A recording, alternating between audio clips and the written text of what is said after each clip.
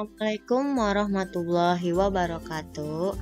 Selamat datang di video pembelajaran modul 6 Magnet Indonesia bagi bangsa Eropa unit 1 tentang sumber daya alam yang menjadi rebutan.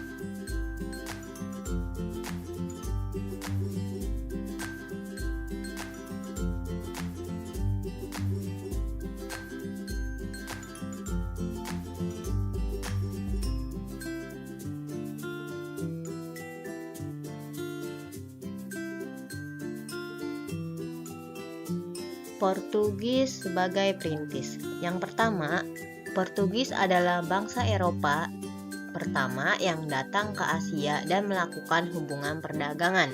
Bangsa Portugis mengarungi lautan untuk menemukan daerah-daerah lain yang memiliki sumber daya alam sebagai bahan perdagangan.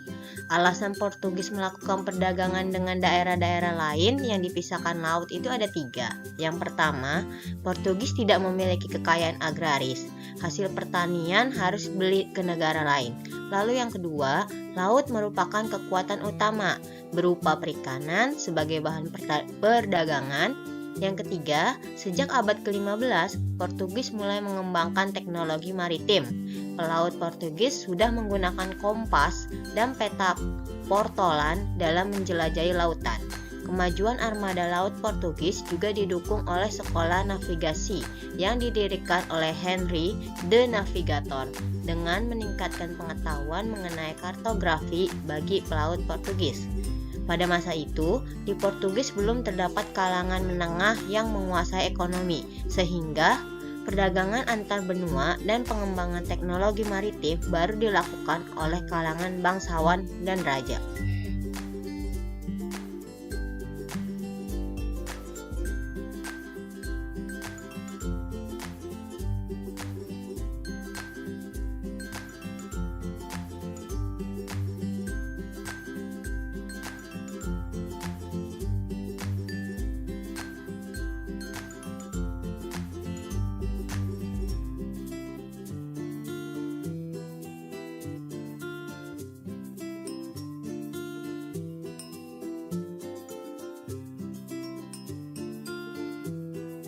Sejarah masa lalu Portugis terus membayangi aktivitas mereka dalam perdagangan antar benua, yaitu perlawanan terhadap Islam sejak tahun 713 untuk merebut Iberia dari kekuasaan Islam.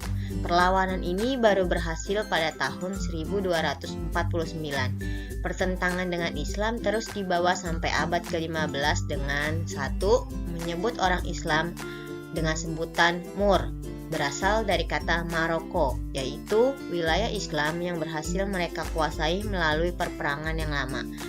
Moor menunjukkan permusuhan dan kebencian seperti yang mereka alami saat berusaha merebut Maroko. Kedua, permusuhan dengan Islam dikarenakan faktor ekonomi. Pusat perdagangan emas di Afrika dan rempah-rempah di Asia sebagian besar, terutama kota-kota pelabuhan, dikuasai oleh pedagang Islam.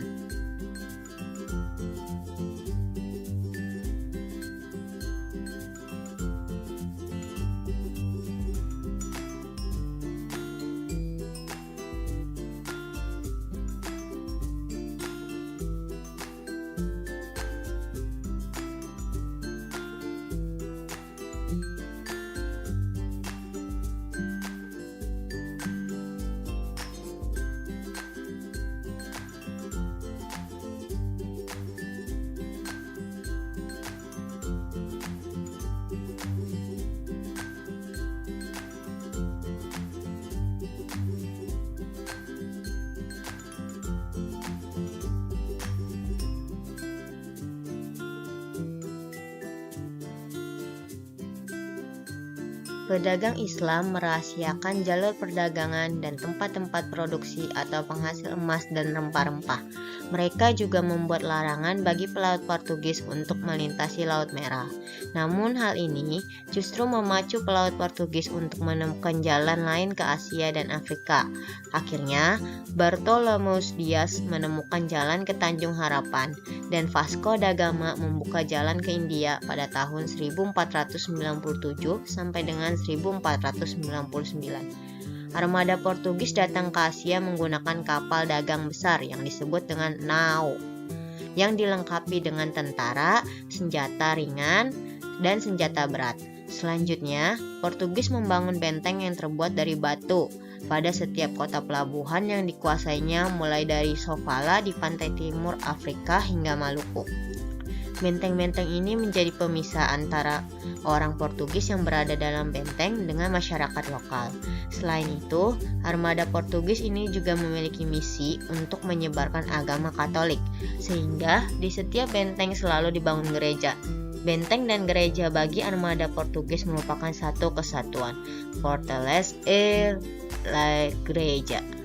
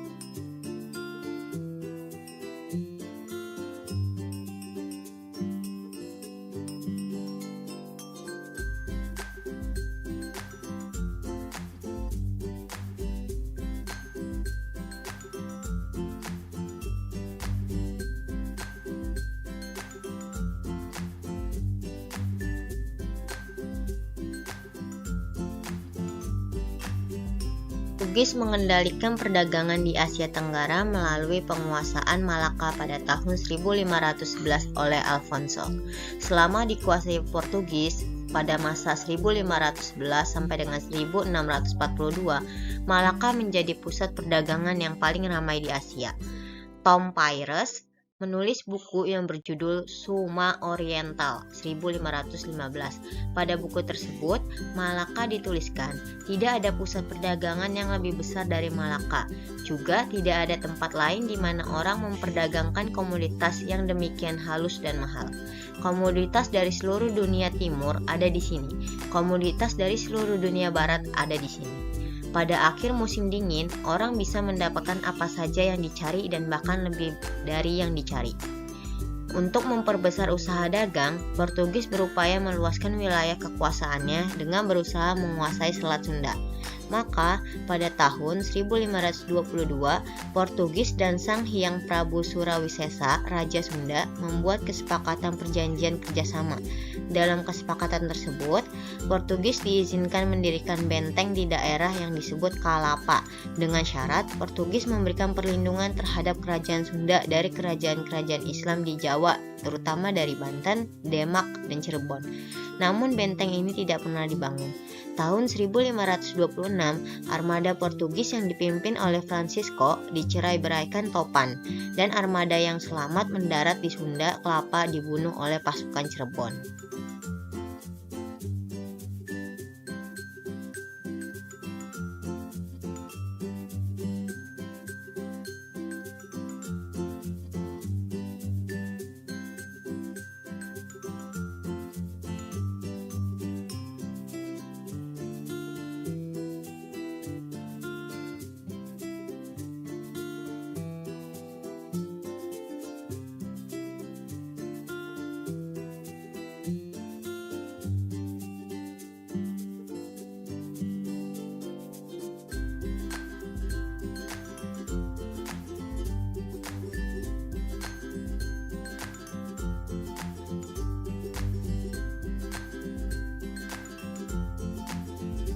1527, Portugis mengirim armada lain menuju Sunda Kelapa.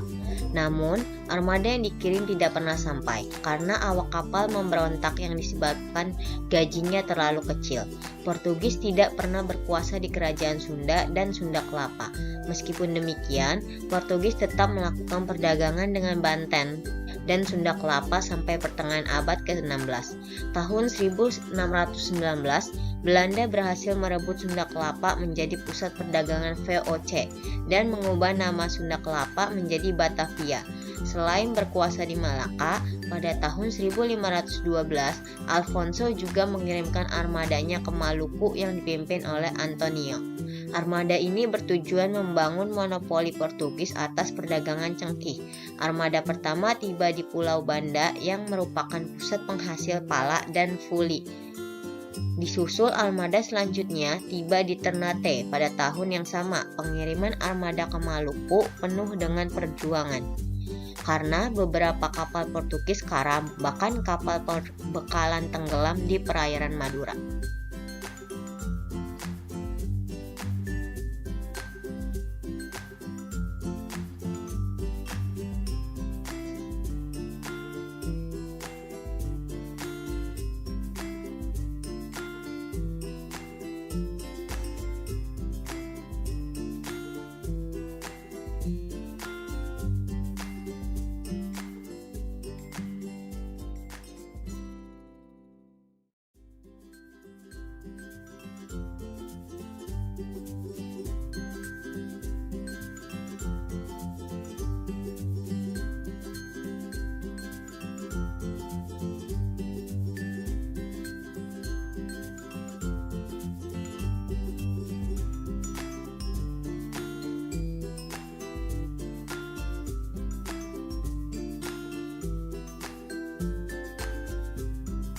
Maluku, Portugis berhasil menjalin kerjasama dengan Sultan Abilais dari Ternate yang meninggal pada tahun 1522, kemudian digantikan putranya.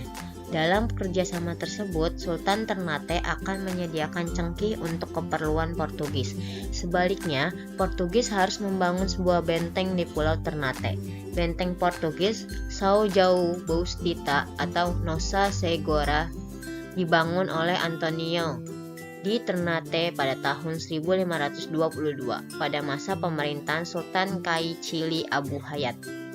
Benteng ini oleh penduduk lokal disebut Castela, yang selanjutnya dikenal dengan nama Gamalama. Hubungan dagang antara Portugis dan Ternate terjadi pada tahun 1522 sampai tahun 1570. Pada masa ini, sering terjadi konflik antara penguasa Ternate dan pihak Portugis yang berusaha mendominasi perdagangan maupun pemerintahan.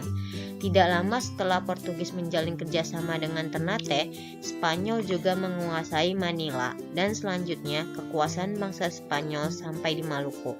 Spanyol menjalin kerjasama dengan kerajaan Tidore untuk berdagang cengkih. Tidore juga mengizinkan Spanyol untuk membangun benteng di Tidore. Masuknya Portugis dan Spanyol di Maluku membuat dua pengaruh pada kerajaan-kerajaan di Maluku.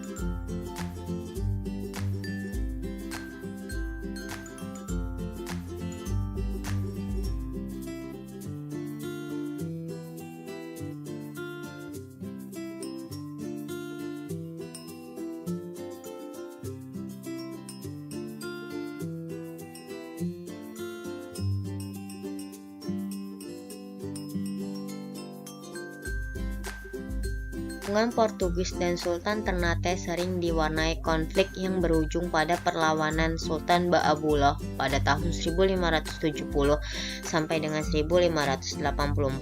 Sultan Baabullah mengadakan perlawanan terhadap Portugis yang disebut dengan Perang Soya-Soya. Portugis dapat dikalahkan dan pergi dari Maluku. Sultan Baabullah menjadi terkenal dan membawa Kesultanan Ternate pada masa keemasan dan tidak berada di bawah kekuasaan Barat. Orang Inggris menyebutnya Baabullah sebagai Raja atas 1000 pulau, dan Valencian, sejarawan VOC, menerangkan kerajaan Ternate meliputi 72 pulau, wilayah mencakup Nusa Tenggara, seluruh wilayah Maluku, Mindanao, sebagian Sulawesi, Merauke, Raja Ampat, Sorong, Biak. Pada tahun 1546, Franciscus, seorang misionaris Portugis, mengunjungi Ambon dan menjadikannya sebagai pusat penyebaran agama Katolik. Kurun waktu 50 tahun setelahnya, penduduk di pulau-pulau Haruku, Saparua, dan Nusa Laut yang belum beragama Islam menjadi pemeluk agama Katolik. Selanjutnya, penduduk di pulau-pulau tersebut terbagi dua berdasarkan struktur sosialnya, yaitu Patalima adalah penduduk yang menganut agama Islam dan Patasiwa adalah penduduk yang menganut agama Katolik. Desa-desa yang beragama Islam bergantung pada pemerintahan Ternate, sedangkan yang beragama Katolik bergantung pada misionaris Portugis. Dualisme ini yang berubah sejak perlawanan Baabullah terhadap Portugis menjadi dualisme Patalima dan Patasiwa yang meluas ke Islam dan Katolik.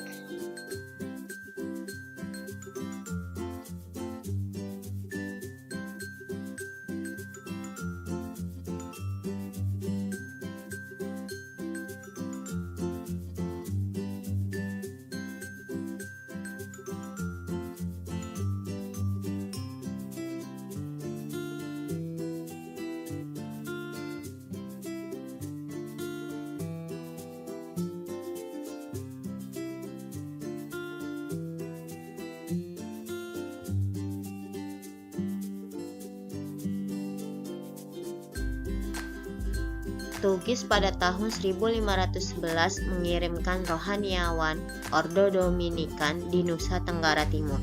Mereka mendirikan benteng di pulau yang dinamakan Solor. Tugas rohaniawan ini adalah menyebarkan agama Katolik dan berdagang kayu cendana untuk membiayai kegiatannya. Ordo Dominikan berhasil membuat separuh penduduk Pulau Solor memeluk agama Katolik yang disebut sebagai kaum Demon. Separuh penduduk lainnya karena sudah beragama Islam menolak agama baru ini yang disebut sebagai kaum Paji. Sejak kehadiran Portugis ini, perdagangan kayu cendana di Nusa Tenggara Timur dikuasai oleh Portugis. Perdagangan kayu cendana yang semula dilakukan oleh perdagangan Cina, Jawa, dan Melayu harus melalui Portugis. Portugis mengirimkan kayu cendana ke Malaka untuk selanjutnya dikirim ke Cina.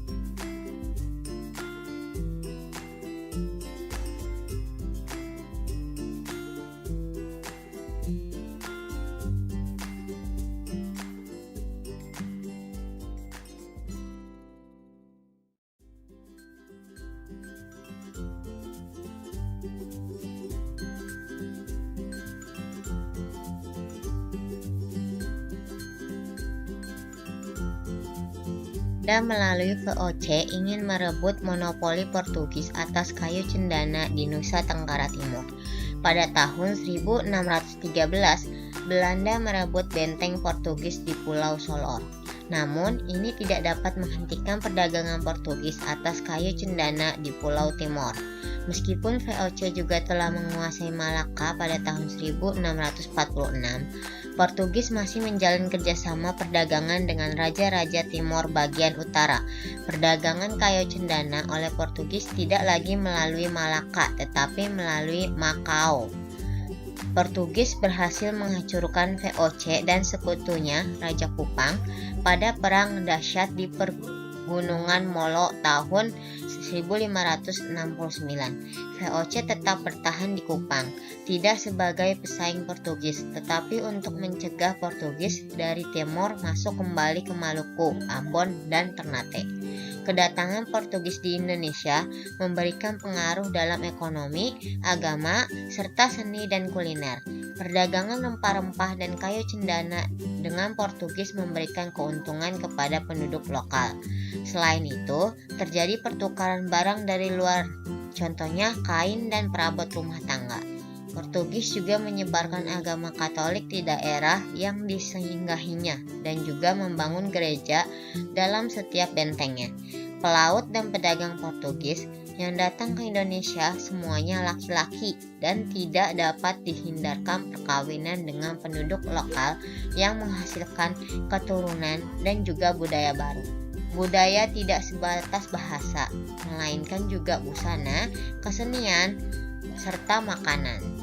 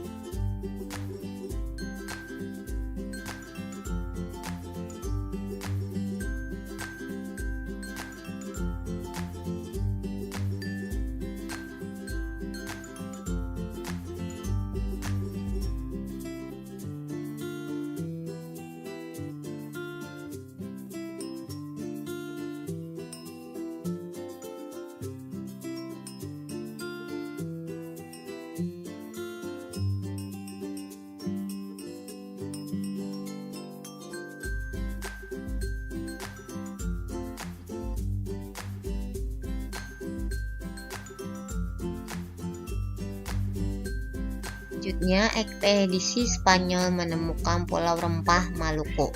Pada masa kekuasaan Raja Charles V, Spanyol mengutus Ferdinand Magellan 1480 sampai dengan 1521 untuk menemukan Kepulauan Maluku sebagai pulau penghasil rempah-rempah yang bermutu tinggi. Sebelum menemukan Maluku, Magellan menemukan sebuah kepulauan pada tahun 1521 yang oleh Raja Philip II dari Spanyol dinamakan Filipina.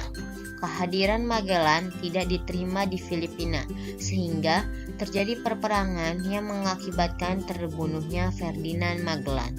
Terbunuhnya Ferdinand Magellan tidak menyurutkan misi bangsa Spanyol untuk menemukan Pulau Rempah Maluku. Ekspedisi ini akhirnya diteruskan oleh Sebastian Elcano yang berhasil sampai ke Kepulauan Maluku pada tahun 1521 dan kembali ke Spanyol pada tahun 1522. Anggota rombongan Elcano ada yang tetap tinggal di Maluku dan melakukan perdagangan dengan orang-orang Maluku. Kedatangan Spanyol ini mengusik Portugis yang sudah lebih dahulu sampai di Maluku. Tentu saja terjadi perseteruan di antara keduanya. Persaingan antara dua negara Eropa ini terjadi bersamaan dengan pertentangan antara Sultan Ternate dan Sultan Tidore. Mereka saling melakukan perlawanan. Pertentangan dua negara Eropa ini memaksa Paus turun tangan untuk mendamaikan. Hasil perundingan disepakati Perjanjian Saragossa pada tahun 1529. Perjanjian ini membagi kekuasaan Spanyol dan Portugis. Spanyol berkuasa atas Meksiko ke arah barat sampai Kepulauan Filipina, sedangkan Portugis berkuasa atas Brazil ke arah timur sampai Kepulauan Maluku.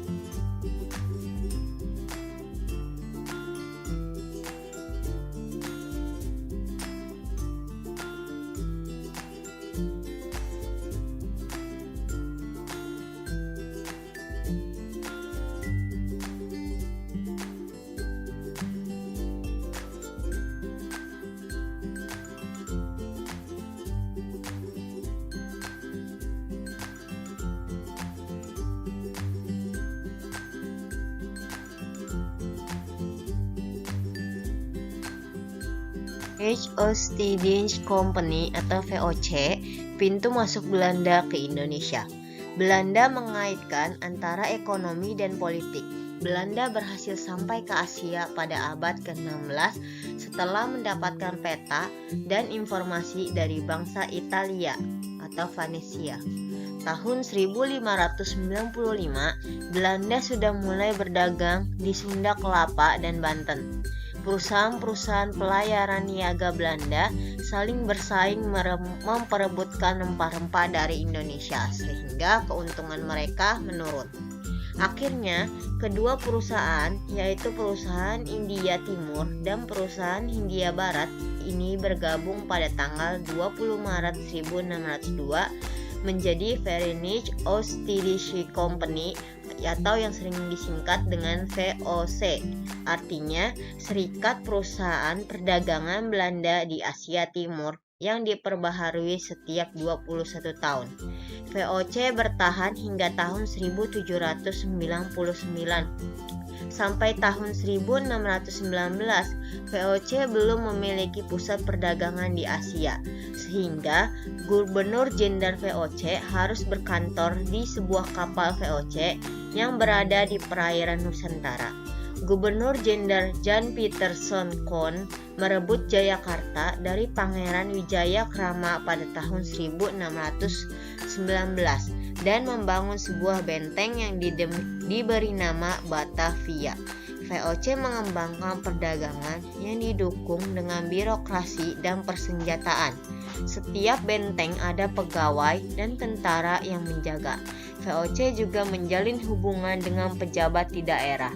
Wilayah yang dikuasai oleh VOC untuk kepentingan dagangan dikoordinir oleh seseorang gouvernement atau gubernur, sedangkan wilayah yang tidak memiliki ikatan politik ditempatkan seorang Opperhout, kepala, atau Gesetzgeber, penguasa.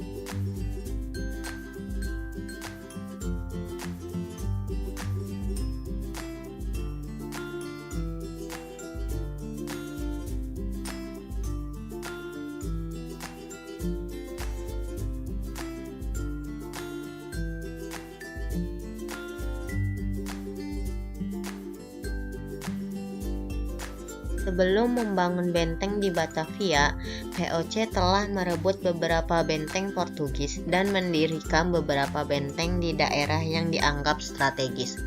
VOC membuat semua bentengnya saling terhubung dengan armada-armada VOC, sehingga monopoli VOC atas produksi rempah-rempah di Nusantara dapat terjamin keamanannya.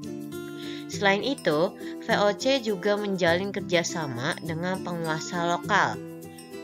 Kemitraan ini berjalan lancar karena penguasa lokal membutuhkan VOC untuk memerangi Portugis.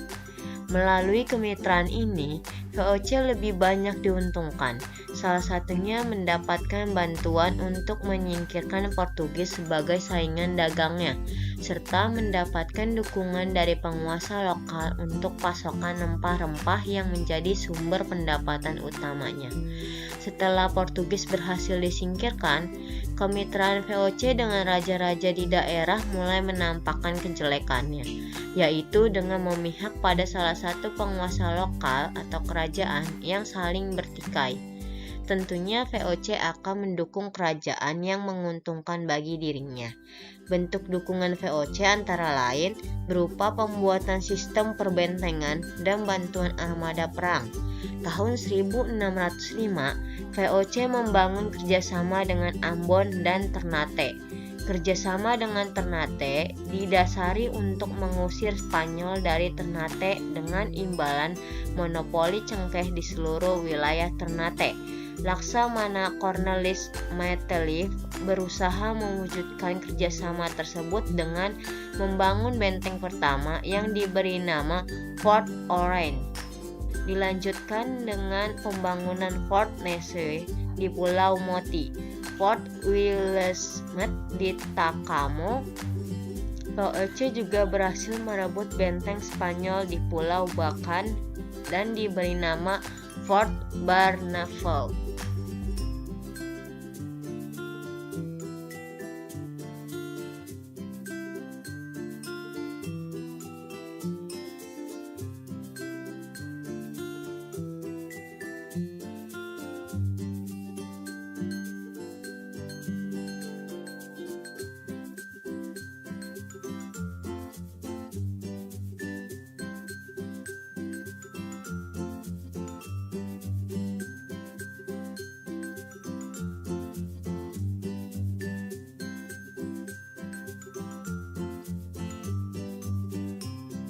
Kerajaan Ternate, VOC, dan Sultan Mandar Shah menyepakati perjanjian pada tahun 1652. Perjanjian tersebut berisi antara lain yang pertama, VOC akan membayar 50 ringgit bagi setiap cengkih yang berukuran 625 pon. Namun VOC menghentikan pembayaran tersebut dan menggantinya dengan bahan-bahan kebutuhan. 2. VOC akan menyerahkan recognitive payment atau pembayaran atas jasa-jasa yang diberikan pada setiap tahun kepada Sultan sebesar 12.000 ringgit dan para bangsawan 1.500 ringgit. Pembayaran ini sebagai ganti rugi atas penerimaan Sultan dan para bangsawan Ternate atas perdagangan cengkih. Pelaksanaannya VOC menyerahkan seluruhnya kepada Sultan agar bagian para bangsawan dibagikan sesuai keinginan Sultan. Yang ketiga, wilayah keluarga Tamagola di Haumol dan Hitu dialihkan sepenuhnya dari kerajaan Ternate kepada VOC.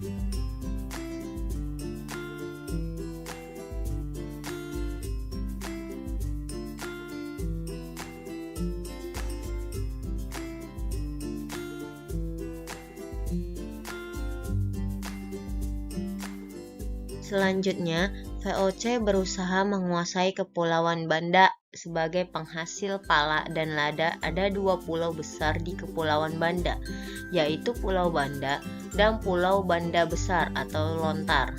Di Kepulauan Banda tidak ada kerajaan, yang ada desa.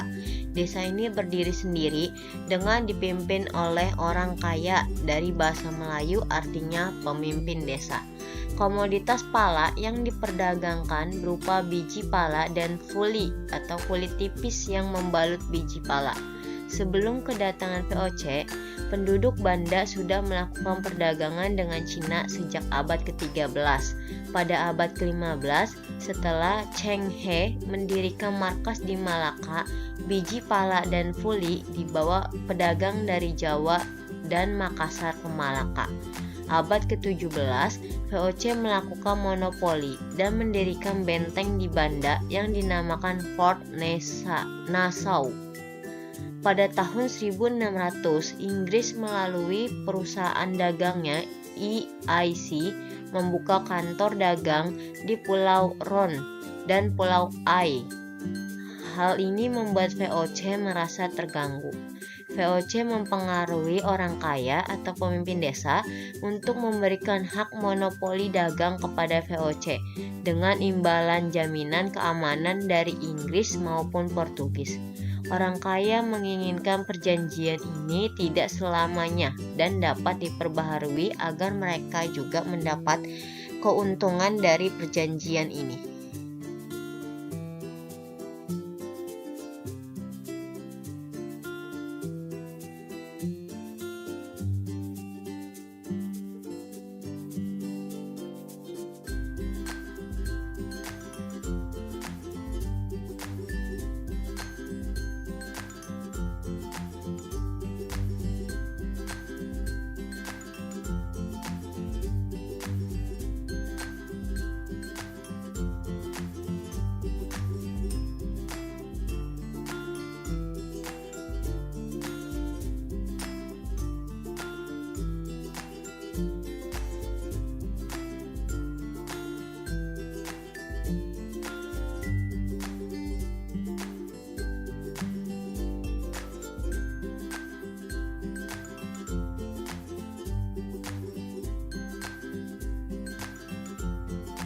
Untuk tetap menjaga monopoli dagang di Kepulauan Banda, VOC membangun benteng kedua di Pulau Banda yang dinamakan Fort Belgica.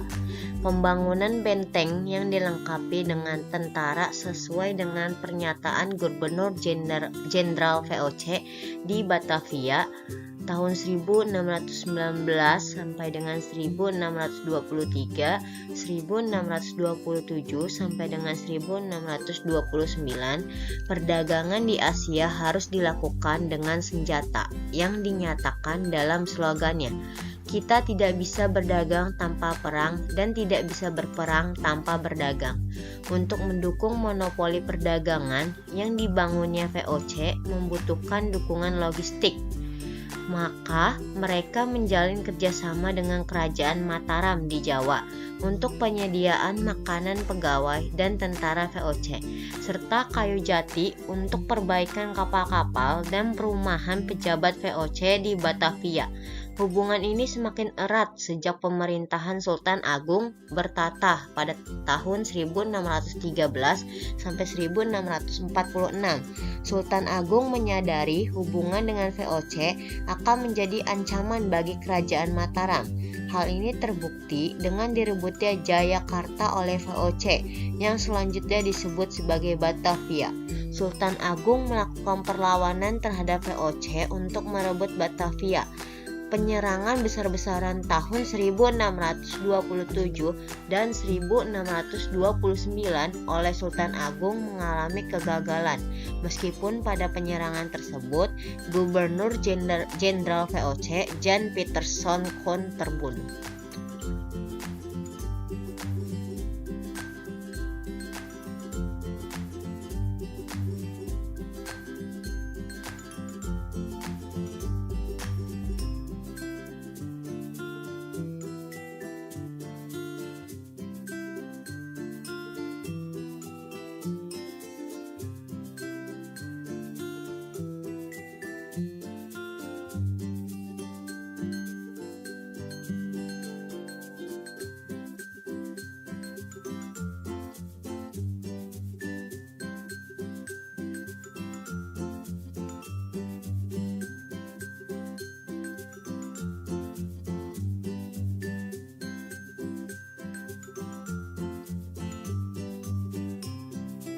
VOC mulai menjalin hubungan kembali dengan Mataram pada masa Sultan Amangkurat I yang bertahta pada tahun 1646 sampai dengan 1677 melalui sebuah perjanjian persahabatan yang dapat diartikan sebagai pernyataan VOC takluk kepada Mataram.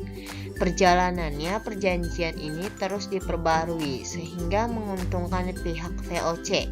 Pihak Mataram selalu meminta bantuan VOC untuk menumpas berbagai pemberontakan di wilayahnya, serta keberpihakan VOC terhadap salah satu calon penguasa Mataram. Pada masa pemerintahan Sultan Pakubuwono II, VOC mendapatkan kekuasaan atas Priangan, Cirebon, Madura, Timur, Semarang, bebas membangun benteng di wilayah kekuasaan Mataram. Monopoli dagang atas madat dan tekstil dan membeli beras di mana saja di Mataram, serta mendapatkan 800 koyan beras atau sekitar 1.300 ton dari penguasa Mataram selama 25 tahun. VOC dibubarkan pada tanggal 31 Desember 1799 dan digantikan dengan pemerintahan kolonial Hindia Belanda.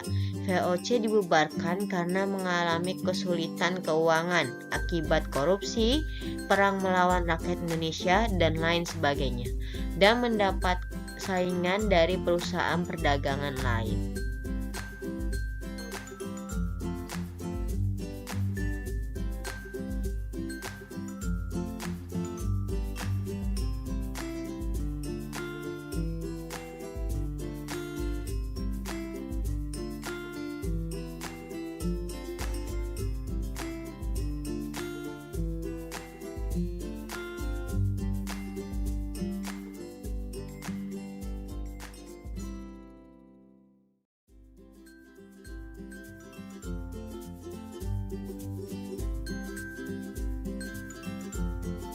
Tahun 1808,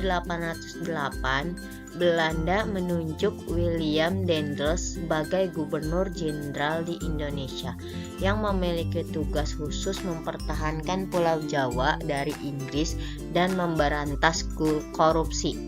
Daendels memerintah dengan tangan besi atau sangat kejam. Berikut kebijakan yang dilakukan Daendels. Yang pertama, Verpleegdiensten atau kerja rodi untuk proyek pembangunan Belanda. Kedua, pembangunan jalan pos di Pulau Jawa bagian utara mulai dari Anyer sampai Panarukan sepanjang 1.100 km. Ketiga, mendirikan benteng antara lain Messer Cornelis di Batavia dan Fort Lodewijk di Manggarai, Gresik. Keempat, mendirikan pabrik senjata di Surabaya. Kelima, penarikan pajak secara paksa. Yang keenam, penjualan tanah negara kepada swasta.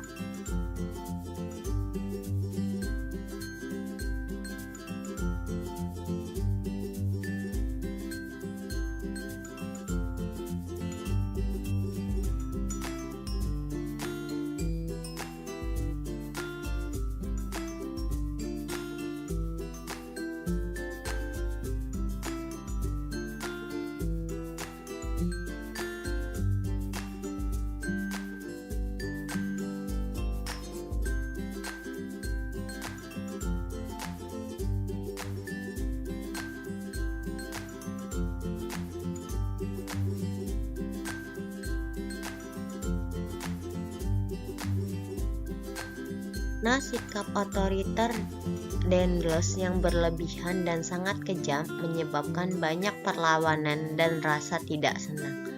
Berita kekejaman Daendels ini didengar oleh Napoleon. Akhirnya, pada tahun 1811, Daendels ditarik kembali ke Belanda dan digantikan oleh Jan William Janssens. Gubernur Jenderal Jan William Janssens, pengganti Daendels, tidak dapat mempertahankan kekuasaan Belanda di Indonesia dan menyerahkannya kepada Inggris pada tahun 1811. Belanda berkuasa kembali di Indonesia pada tahun 1814. Belanda mengirimkan Van der Capellen, lalu digantikan Dubois de Guignes yang juga digantikan oleh Van den Bosch sebagai Gubernur Jenderal Belanda di Indonesia. Van den Bosch mulai memerintah pada tahun 1830 saat Belanda mengalami kesulitan keuangan akibat perlawanan Diponegoro dan Padri. Kekuasaan Belanda di Indonesia pada abad ke-19 meliputi daerah Jawa Tengah, Bali, Nusa Tenggara Barat, Sulawesi Selatan, Kalimantan Selatan, Kalimantan Barat, dan Aceh.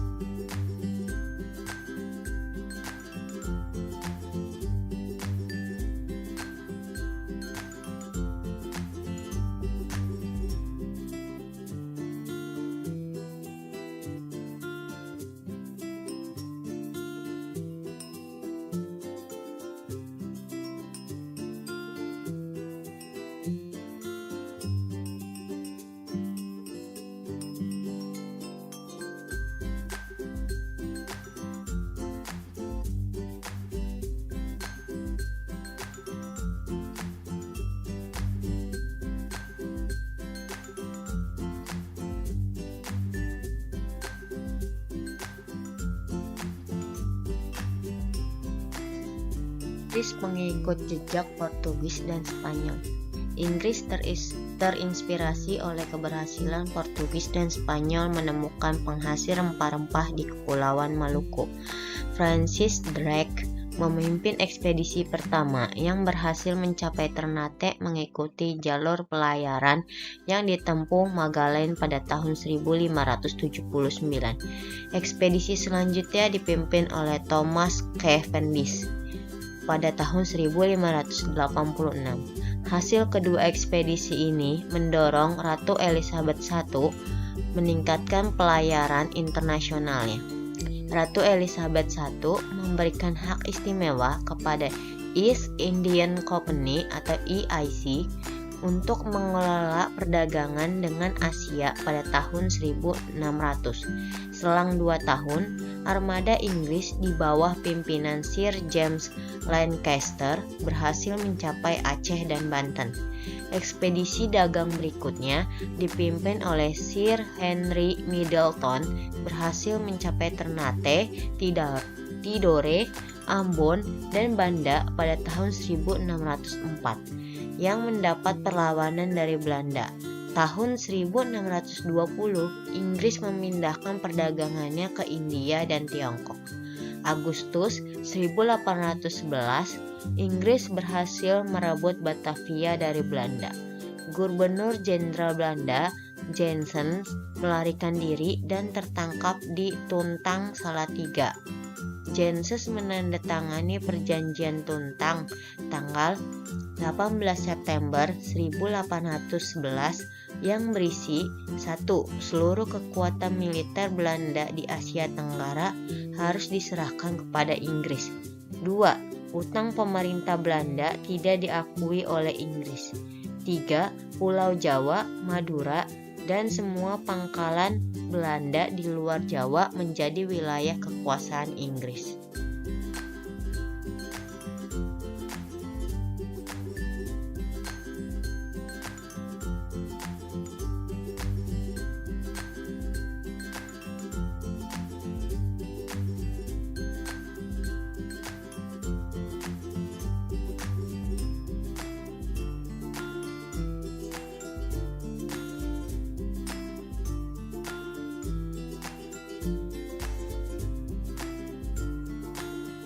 Inggris menugaskan Thomas Stamford Raffles untuk mengatur pemerintahan Inggris di Indonesia.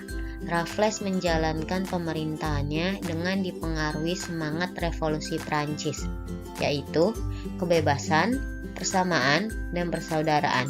Raffles juga menghapuskan rodi dan sistem tanam paksa, menjadikan bupati sebagai bagian dari pemerintahan dan pemerintah kolonial sebagai pemilik tanah yang melahirkan sistem sewa tanah.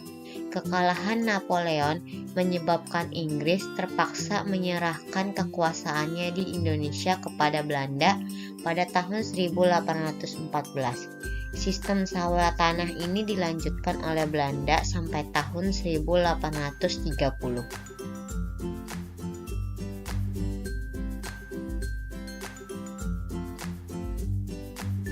Sekian video pembelajaran hari ini. Kurang lebihnya mohon maaf. Wabillahi taufiq wal hidayah. Wassalamualaikum warahmatullahi wabarakatuh.